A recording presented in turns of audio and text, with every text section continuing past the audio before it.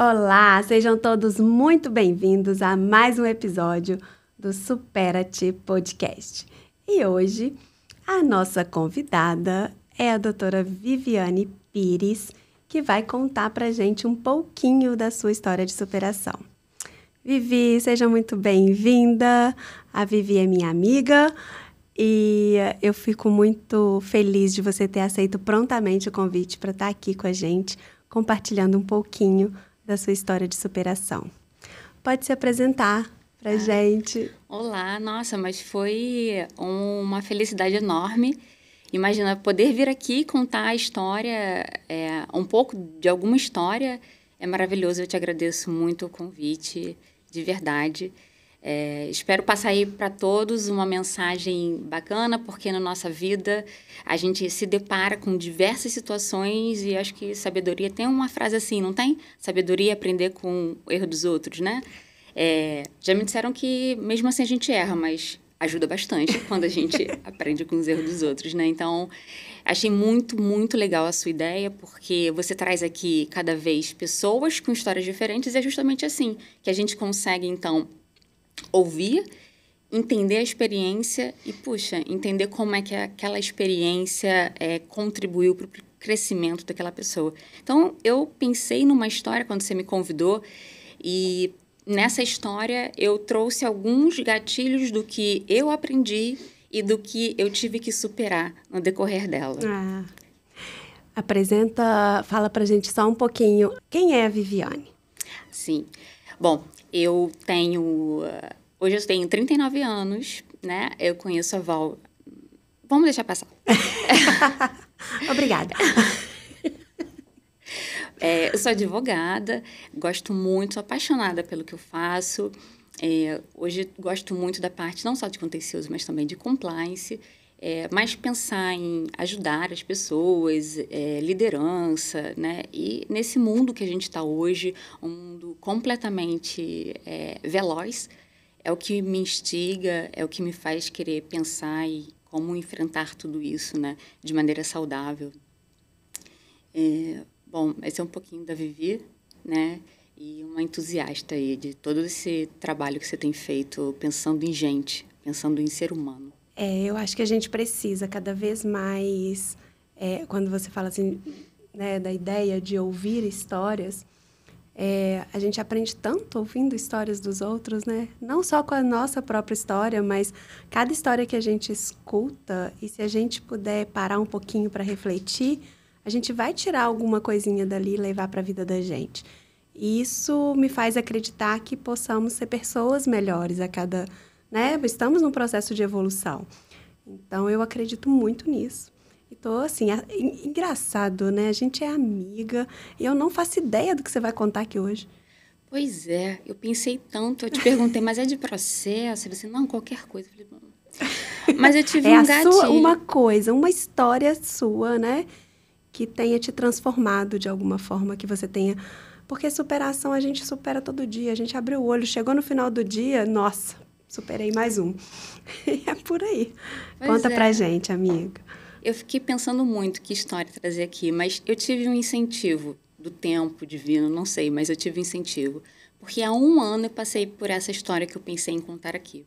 Né? Há um ano eu vivi a experiência de ter ali meu pai com Covid. E ali eu vivi tanta coisa intensamente e exatamente há um ano. Então eu falei assim, bom... eu acho que essa é uma história bacana. Apesar de tratar um pouco, né, da saúde, mas ali eu aprendi tanto e eu tive que superar tantos desafios e até hoje eu aprendo. Então, dessa história eu acho que dá para trazer para vocês aqui algumas questões para a gente pensar. Bora lá, tô ansiosa. Então, bom... não é um drama, não vamos tratar como um drama, porque hoje eu estou muito feliz, meu pai é maravilhoso e está com a gente em casa, super feliz. Mas, a bem da verdade, foi a primeira vez que eu passei por uma situação como essa, né? E meu pai é novo, tem 66 anos, e quando ele teve Covid, a gente viu que precisava realmente levá-lo para o hospital, e ele teve que ser internado, né? Ele teve que ser internado num hospital longe de onde a gente mora, então na Ilha do Governador, o que dificultava muito. E por ser Covid, naquele hospital em especial, não podia ter visita. Então, para eu ter notícias do meu pai, só quando o telefone tocava. E aí o médico me dizia se estava melhorando ou piorando. A ligação vinha de tarde, hora do trabalho, e eu fiz questão de continuar trabalhando, porque eu ia enlouquecer em casa, né? Sim. Mas de mãos atadas, porque não sabia o que fazer. Então, quando o meu telefone tocava, né, e eu via que era um fixo diferente, no meu trabalho eu já me recolhia para um canto para saber. E a notícia era um pouco rasa, porque eu não sou médica, então eu não sabia nem o que perguntar. O médico se limitava a dizer assim, olha, o quadro dele é grave. Eu falei, mas doutor, se você estivesse no meu lugar, o que você perguntaria? Porque eu não sei o que lhe perguntar. Eu não sei o que perguntar. Mas grave, em que sentido? Grave muito, pouco, médio? Vai ser recuperado? Ele não tem como dizer. Eu falei, mas então o que eu lhe pergunto? E aí, a cada dia, era uma ligação como essa. Aquilo foi angustiando. Mas aí me vem uma primeira reflexão aqui para vocês. No trabalho, eu disse a vocês, né? No trabalho, as pessoas percebem. Percebem.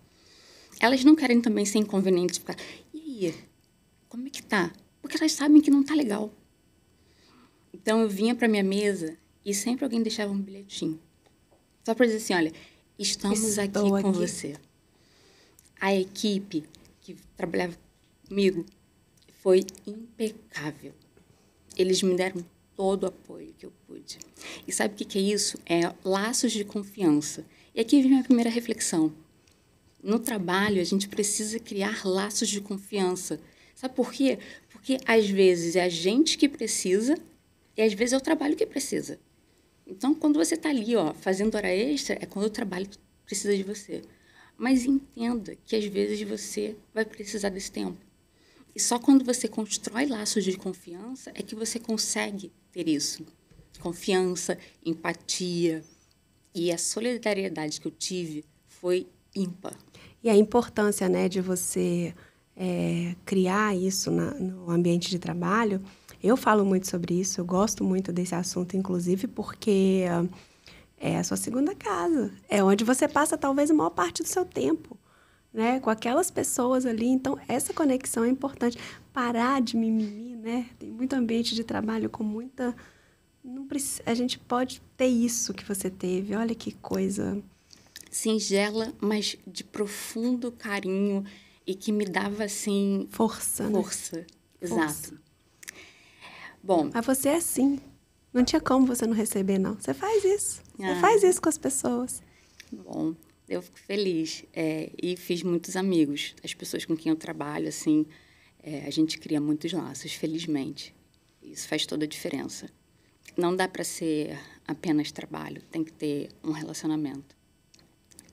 E assim a gente foi seguindo e foi dando angústia, né? Porque ali vem a intubação e a gente que não é médico pensa logo, nossa, intubou, agora é pior ainda, né?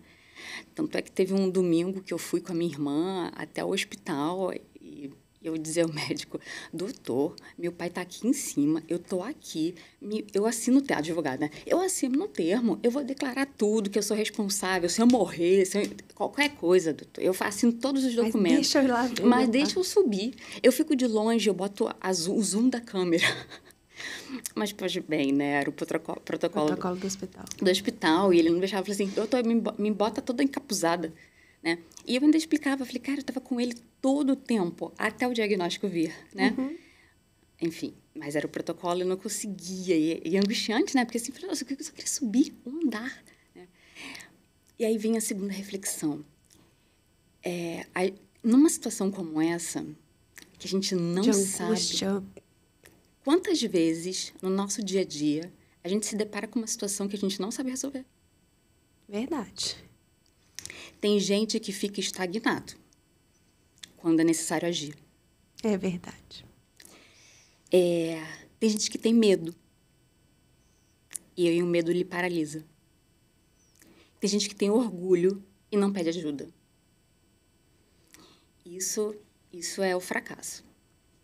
Nessa hora... Você tem que deixar o orgulho de lado e pedir ajuda. Sim. Assim, eu não sei o que fazer. Me ajuda, socorro, né? Socorro. Ainda que você tenha um diagnóstico que você não queria muito ouvir. E aí, então, eu procurei o melhor médico de Covid. a gente vai no Google mesmo, né? E começa a procurar, conversa com amigos. E até que eu consegui entender que existe um tal de médico que você contrata particular, né? Independente do médico do hospital. Não sabia nem que tinha isso, não sabia nem que podia ser feito isso, né? E aí a gente encontrou um médico. Eu fui lá no médico, levei os exames do meu pai e o diagnóstico não foi aquele que eu queria ouvir, né? Então, diante de uma situação na nossa vida, também, às vezes, a gente não escuta aquilo que a gente gostaria de ouvir. Você pode se conformar ou você pode se rebelar, né? Por vezes, você precisa se rebelar. Se você encontra alguma forma, né? Se você vê que tem alguma coisa que você ainda pode fazer, né? Até mesmo nos processos, quando a gente pensa assim. Sim. Né? Você Qualquer vai se conformar coisa, em né? qualquer coisa. E assim eu insistia com o médico, dizia assim, não, doutor, me ajude. Ele falou assim, olha, aqui eu não posso nem ir lá ver seu pai porque eu não atendo na Ilha do Governador. Eu falei, Jesus. Eu falei assim, mas me arruma alguém que consiga. E assim ele foi me ajudando, talvez ali, se solidarizando, né, com a minha angústia, e encontrou uma residente maravilhosa, né, que era da Ilha do Governador. E aí, de pronto, ela fez aquilo que eu queria muito, que era visitar meu pai, fazer um diagnóstico, e levar ele para um outro hospital em que eu conseguia ver. Em que eu conseguia, ainda que toda cheia de protocolo, encapuzada e tudo, eu poderia vê-lo, né? Isso fez toda a diferença. Não tenho dúvida. A proximidade, né, com o paciente, ainda que ele esteja entubado, portanto, não tem ali uma interação com você, mas ouve, escuta, não é possível. É alma, amiga, tem alma. Não é só corpo, não. Olha, tanto é que ele ficava no CTI, eu dizia para a médica, doutora, eu quero dormir aqui. Ele falou assim, mas olha só, ele não vai interagir. Eu falei assim, não tem problema, eu vou cantar música, eu vou conversar, né? E, por vezes, até o batimento assim, ficava mais alto. Eu falei assim, doutora, aqui, ó, te falei que ele escuta. É isso mesmo. Enfim, não importa. Mas ela botou lá a prescrição, dormir com o paciente porque faz bem, não sei o quê, e eu consegui dormir lá, né? E assim, os dias iam passando, mas as coisas iam melhorando. Por vezes piorando, mas iam melhorando. No dia que ele ia ter que fazer a extubação para tirar, porque chegou no limite dos dias, então não era nem porque ele precisava. Mas, nossa, eu pedi para todo mundo fazer uma corrente de oração, as pessoas da minha equipe. E todas me mandaram mensagem na hora que eu pedi. Falaram assim, eu estou aqui com você. Olha que coisa mais linda. É a confiança que a gente cria, né? Inclusive, você pensa assim, mas vi com as pessoas com quem você trabalha, sim. Porque eles me ajudaram muito. Eles fizeram o trabalho caminhar enquanto eu pude me dedicar a esse momento, né? Até que ele saiu, conseguiu voltar, conversar com a gente. Foram 40 dias no hospital. E aí, claro, quando voltou... Parece 40 anos, né? Parece. 40 e ele anos. voltou, como ele lhe disse, foi há 1 ano. Então, ele saiu próximo do Natal, né? Foi um maior presente e o significado do Natal, né? Que não é aquilo que a gente embrulha, que comprou no shopping, né? Não, é o nascimento, né? É o nascimento. Exatamente. E aí vem a mensagem que meu pai me ensinou, que eu acho incrível. Ele disse que tem um filme, O Resgate do Soldado Ryan. Eu me lembro assim um pouco, talvez valha a pena eu assistir novamente. Mas no momento do filme em que o Ryan é resgatado, parece que é feito um esforço enorme para ele ser resgatado. E quando ele é resgatado, ele diz assim, nossa, eu preciso fazer por merecer todo esse esforço.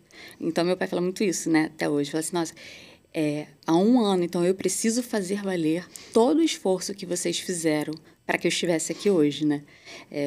E ele dá valor. Então, academia, cuidados com a saúde, valorizar a vida, né, retribuir o amor. E é isso, a gente... Eu acho que eu preciso sentar e conversar com seu pai. Mas ele ensina muito. Ele ensina muito. Tanto, olha uma coisa que eu me lembrei agora, né? Por uma coincidência feliz, né? Meu pai, quando saiu do hospital, ficou morando lá comigo. Eu fiz um encontro com o meu time, por acaso, né? Aqueles encontros que a gente faz nesse fim de ano, né? E trouxe todo o meu time para o salão de festa lá no meu prédio mesmo. E aí uma dinâmica, né? Aquela de RH para a gente ficar mais conectado, né? Isso faz muita diferença. E aí eu lembrei que meu pai já estava aqui na minha casa, estava lá em cima. Eu falei, pai, você não quer descer um pouco? Porque todo mundo conhecia meu pai, das histórias. Sim. Meu pai desceu com o enfermeiro, andando, assim, com dificuldade, porque 40 dias acamado, assim, o músculo se perde muito, né? Uhum. Não tinha nem isso, eu tinha noção. Você acredita que ele desceu? Foi o melhor palestrante. Ele desceu e contou a história e falou do filme, o time inteiro chorando. E ele falou assim que queria agradecer pelas orações, por ter me ajudado nesse período, e que hoje ele vai fazer sim, por merecer todo o esforço de todo mundo, inclusive deles. Olha, foi a coisa mais linda. Eu falei, nossa, palestrante melhor não tinha. E foi uma emoção enorme. Essa história me fez superar vários bloqueios que eu tive, me tornar protagonista, me rebelar diante de várias situações e agradecer muito. E realmente entender que eu tenho que fazer por merecer, estar aqui com saúde, com fé, e ajudar sempre quem puder. Vivi, eu já perdi meu pai, né, com 17 anos. Ele é o grande amor da minha vida. E muito, muito me conecta, né, uma história assim. Por quê? Porque o resumo disso tudo que eu vejo é o quão grande é a sua ligação com seu pai. Sim. O quanto você se rebelou e brigou para ter ele aqui do seu lado. Ainda por quanto tempo Deus permitir. E a gente precisa disso. A gente precisa brigar por quem não se conformar e dar mais valor a quem a gente ama, a quem ama a gente. E eu tô, assim, muito mexida, né? Porque eu perdi o meu amor, mas eu vivi grandes momentos, melhores momentos. Talvez eu seja a Val que eu sou hoje, alegre, de gostar de ver as pessoas bem, de gostar de ver as pessoas melhorarem, crescer e estar ali na frente para poder aplaudir, porque meu pai era assim, porque ele passou muito disso, do jeito que ele era para mim, né? Então, que emoção ouvir você falar do seu pai e do quanto, através da dor dele, do momento que ele passou difícil, você se transformou. Sim. Você se superou. Né? Nossa, vamos falar, eu te conheço aí, pelo menos, eu nem sei, a gente se conheceu numa pós-graduação, acho que 2009, 2007, por aí. E foi. Tem mais ou menos um tempinho. Eu achei uma foto sua, né? Quando no meu aniversário de 30, então já passaram 9. E Gigi já tinha nascido. Ave Maria. Pois é, a Gigi já tem um tempinho. Então, eu conheci uma Vivi lá. Eu tenho na minha frente outra. E assim é a vida. A gente vai melhorando, a gente vai crescendo. Eu era uma Val lá, né? Hoje eu sou outra, a gente se reencontrou, né? Completamente diferentes, completamente carregadas de histórias de superação, uma atrás da outra. E a história do seu pai, olha só, você passou por tudo já num momento que nem tinha mais... não era o boom do Covid, foi agora, né? Foi agora. Mas e aí, fala mais um pouquinho de tudo que você vai levar com você e vai passar a fazer a partir dessa história. Primeiro, eu já dava valor e mais ainda dou valor às conexões que a gente faz. Os amigos, e aí os amigos que a gente faz no trabalho, as relações como a nossa, as relações, elas valem muito e a gente tem que cuidar delas. Cuidem das relações de vocês. Cuidem. Estejam próximos, sim. Isso quer dizer fazer esforço, isso quer dizer estar junto, mostrar solidariedade, porque você vai precisar e é tão bom quando você tem um ombro, quando você está precisando dele, né? As pessoas fizeram diferença. Tenho certeza que se eu não tivesse tanto colo, eu não andava. E a segunda coisa é peça ajuda. Sim. Você não sabe, alguém sabe. Alguém já passou por isso, alguém sabe. Não deixe o seu orgulho, não deixe a sua... às vezes até mesmo a sua resignação, né? Seu conformismo. É assim mesmo, sempre foi. Quantas vezes a gente já não viu, né? Sempre foi assim. E vai ser sempre? Não, é a vontade de Deus. Então vai ser assim. Mas né? Deus te contou qual é a vontade dele?